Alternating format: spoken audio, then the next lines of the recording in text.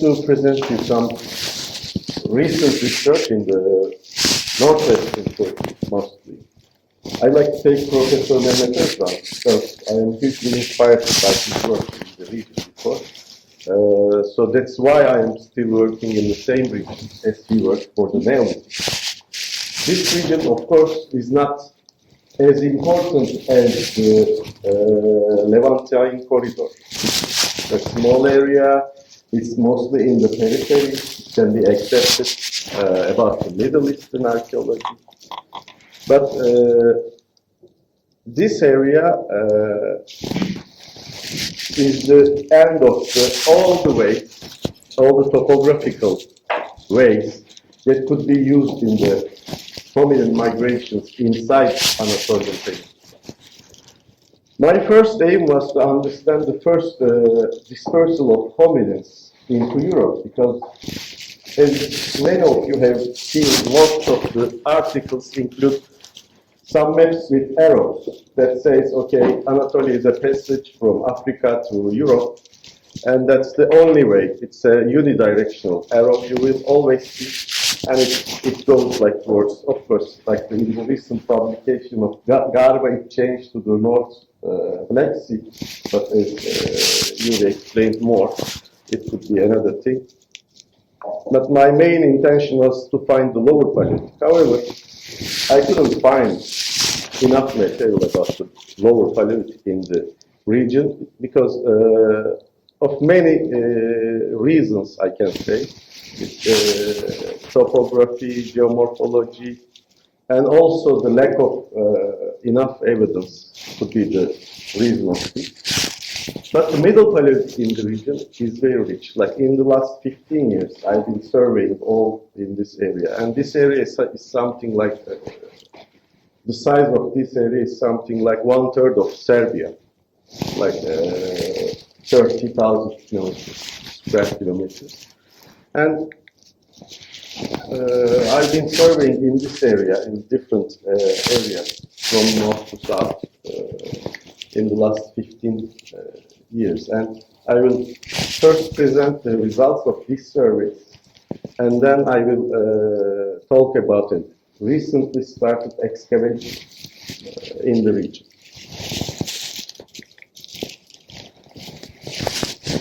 Until the last 15 years, there was not only the number of Paleolithic sites in that research area was something like 11, 12. And none, of course, was dated. And this is the only site which has been dated. This is a geological excavation in the Eskişehir region.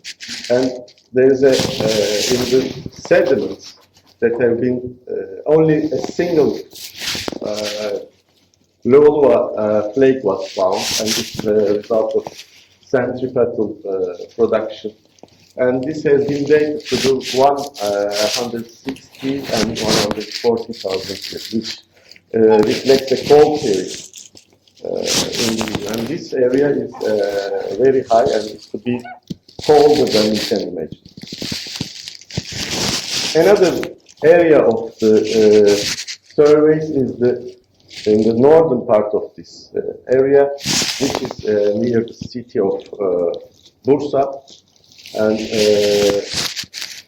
we surveyed in the river terrace, like there is an old Nilüfer river, which has old river terraces, and these terraces yield many secondary raw materials.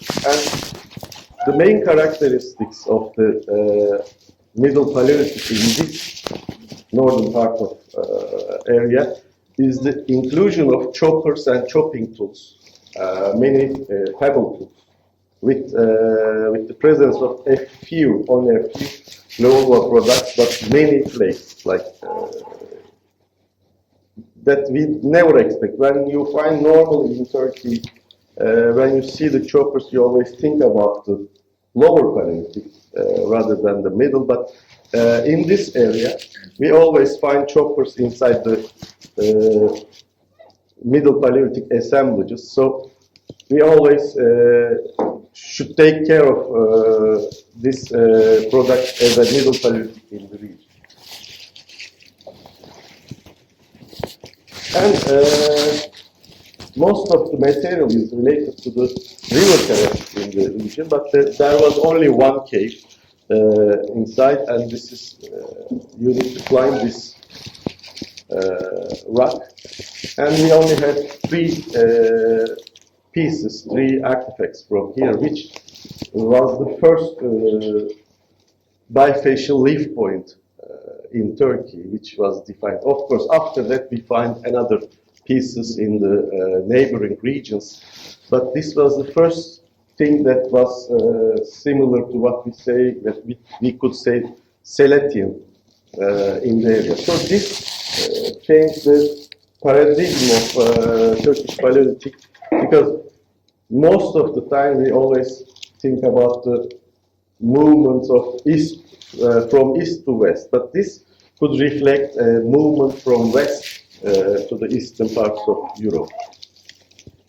And in another region, like I was talking about this area, and now there's a big mountain called Uludağ, and on the southern slopes of this mountain, in another region, the Paleolithic, Middle Paleolithic material is totally different. Then we have a primary raw material sources. We have, most of the time, we have the Levallois products. We have scrapers, many retouch tools, but we lack the presence of choppers and chopping tools here. And most of the time, when you find Levallois cores or products, they are always flake products. Like you never find, like in the Levantine corridor, you always find the points, Levallois points, nice Musterian points. But in this region of Turkey, I think the Middle Paleolithic hominins were very peaceful because they had no points to kill anyone. But this was the first Levallois point core, which comes from the southernmost part of this area, another area, which you see the lignite mines. Probably they destroyed many sites around, but we could say like something like 30 sites around this area. This is a salvage survey. So we have only a single Levallois point. Most of the time you always have the all kinds of Levallois products in this area, like laminar products, like flake-based centripetal methods, and you can find many different Middle Paleolithic productions here. And in here, it's the same. We always have this primary high-quality lithic raw material source in this area, and the lack of choppers and chopping tools is important in this area. There's another region, more southern, like when I change the region, it's always something like 50 kilometers separation between them, you should think about. So we go further 50 more kilometers to the south. And this is a very old Roman city which we made survey around it. So this is as you see, this is the extension of Roman city. So around the Roman city, there is still the Paleolithic remains left, so you can understand the relationship, how dense was the Roman constructions around the area. We made a survey like for 3 years in this area, and this is the Kocasu River, and this river has old terraces around here. So with the terraces, you always have, like, when you have pebbles, you have always pebble tools, like cores and choppers. Then we also have Levallois products, which never included in this area at this point. So Levallois laminar technologies, always flake-based unidirectional Levallois production is used in this area. Another area is we made a very dense survey. This is in this red tracks, not yellow tracks. You see like 125 kilometers of wall. So we discovered something like 30 sites. Some sites are later than the Middle Paleolithic. In here, we have with this white sediments, we have the silicified calcare raw material source. It's primary and it's not very good quality. As you see the porosities and cracks inside the material. But still it's one of the best area for the richness of the primary raw materials. And in this area on the south, you only have bad quality radiolarites, which were never used for the lithic production. And in this area, we have many Levallois cores, like flake cores, most of the time. We do not have any points still again in this area, and we never had softwood and softwood in the area. And we had some kind of bifacial artifacts, which I will talk here. We managed to date. We managed to date terraces in this area, and all our Middle Paleolithic material is related to the terrace 2 and 3, which has been dated with the OSL method to the 40,000 years and 54,000 years. The material looks very old, actually, and it's, the material looks very archaic, like you can find in the Levantine early Muslim, but these are dated, securely dated. This open air site, the cluster of open air sites, securely dated to the 40 to 54,000 years ago. And the main characteristic of this area is the presence of the raw material, and normally, like 40,000, 50,000 years ago in the Middle East, things started to change. And in the Eastern Europe, it's the same. Everything is changing. But in this area, we have an isolated group. Like, they didn't care about the change around the world. They just stick to the same technology. They just did the same stuff that like they did in the last 200,000 years. And they probably didn't want to change, or they didn't need to change, I don't know. And in this area, Kureyşler area, we could also manage to understand the functions of the open air sites. So we have large sites like workshops here, and we have ad hoc production sites, like it's very small sites, like 6, 10, 15 pieces, and it's just produced and used on the spot. And we have big sites located in the hills, looking to the valleys, like workshop and the activity areas. And we have some single finds and some activity areas around, because as I mentioned before, we do not have the available raw material in this area, so its material is brought to here from the other side of the world. In recent years, we started a more systematic survey. We have a website for that, if you can visit. So we just decided that in a new area, in the southernmost part of our research area. So we just say, okay, let's check every point in every 10 kilometers. We just make a map with those are not the sites, Paleolithic sites, but we do have the 10 kilometers interval of each observation point. So luckily, we managed to find some Middle Paleolithic stuff on these spots that we randomly choose, because we tried to develop a new method for reconnaissance surveys in the country. So most of the time in Turkey, people do surveys, but they never explain how they work or where did they go. So we just managed to make a random systematical survey, and we found many Middle Paleolithic artifacts most of the time. And one of the sites has been dated by the cosmogenic nucleate method taken from the recently opened area, not recently, like I say, it's like 100,000 ago opened area. The date of the industry is something like, might be less, of course, but it could be as old as like 110,000 years. And this is the Levallois production. Sometimes it includes the laminate production too. So as a result, we don't know the early Middle Paleolithic. We just assume, because looking at the lithic, we just say, okay, it looks old, but this is the case in Kureyşler, it could be very new.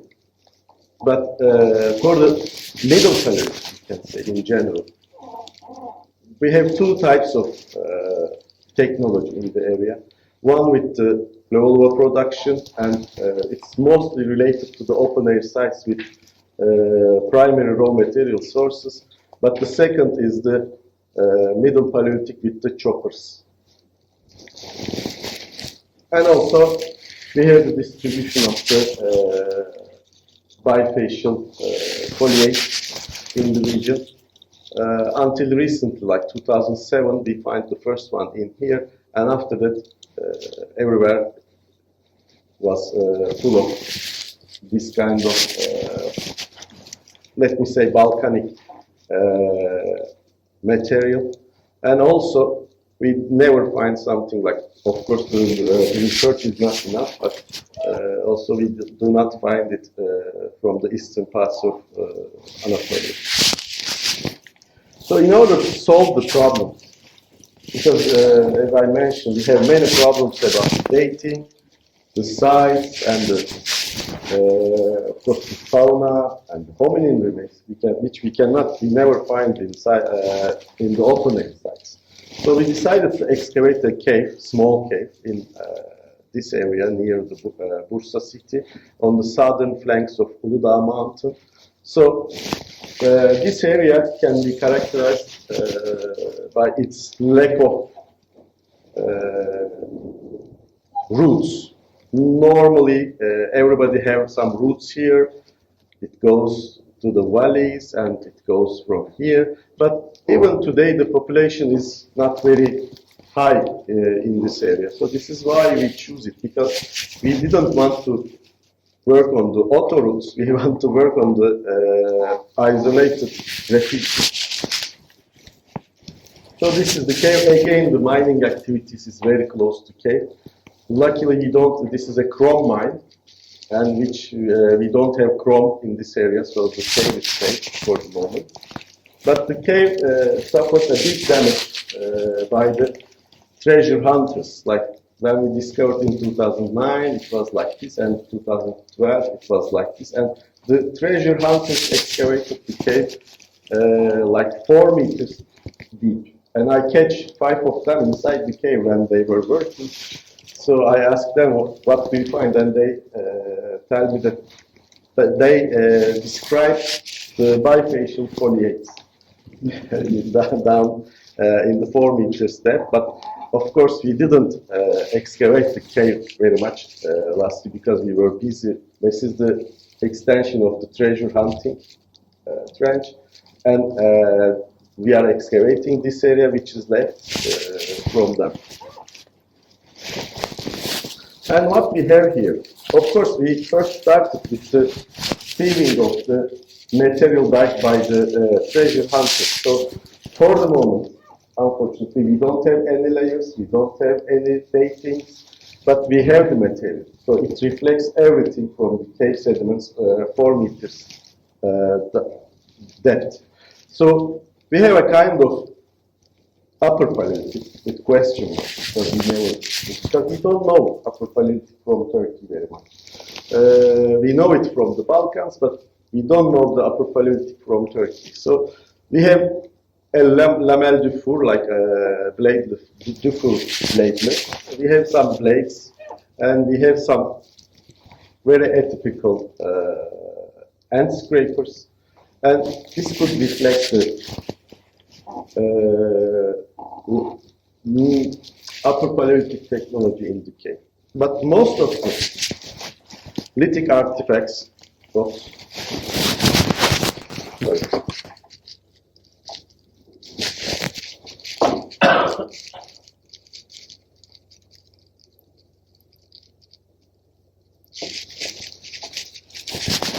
Most of the lithic artifacts can be attributed to the Middle Paleolithic.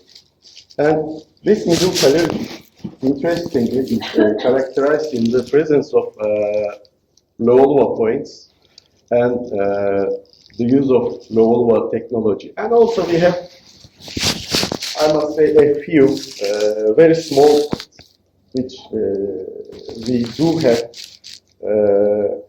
from Grossman, and maybe you heard the recent articles about the archery in the 50,000 years.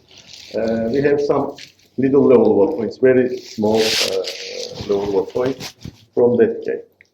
And also, we have a huge collection of found remains, which includes the Ursus, Telau, Pantera, and Hyena.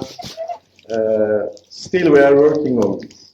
We don't have the results yet. We don't have the nice graphics about the distribution of the animal, but we are expecting to find more and understand more when we excavate the layers in the future. And this is the first results after the sieving of the material of the back dirt of the treasure hunters. We have a slight, we say layer X because of the treasure hunting, and we have a small occupation in the ancient times, like 2-3 fragments of pottery. We have a Neolithic, very small, like we have like less than 100 fragments of pottery, which can be dated to the 6th, 7th millennium BC.